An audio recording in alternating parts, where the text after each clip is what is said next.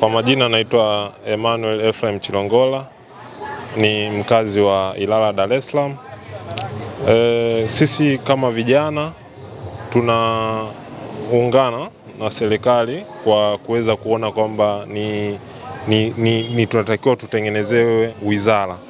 Ukishakuwa na wizara ina maana kwamba na kiongozi ambaye ni Joel Athan Nanauka pia ni kijana ambaye ni mwandishi wa vitabu ambao vinazungumzia namna gani ya kuweza kujikwamua kama kijana na kujitambua kama kijana. Kwa hiyo vijana tukishajitambua sisi ni kina nani na tukaweza kuwapelekea viongozi wetu ambao wako serikalini wanakuwa na nafasi kubwa ya kutuwakilisha na tukaweza kupata matokeo kwa haraka na tukapata impact. Kwa hiyo maombi yangu kama kijana, ninaomba sisi vijana tuione kama ni fursa na tuweze kutambua.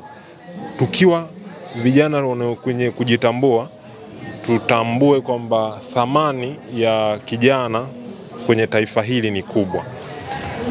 Kulinda amani ya nchi ili uweze kufanya kazi.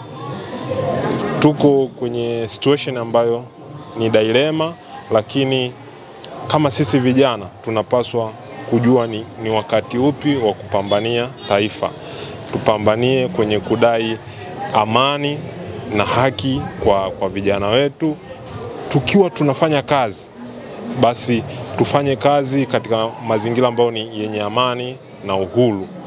Kwa hiyo tunahitaji uhuru na amani na haki kwa vijana wote wa Tanzania ili tuweze kufika malengo yetu.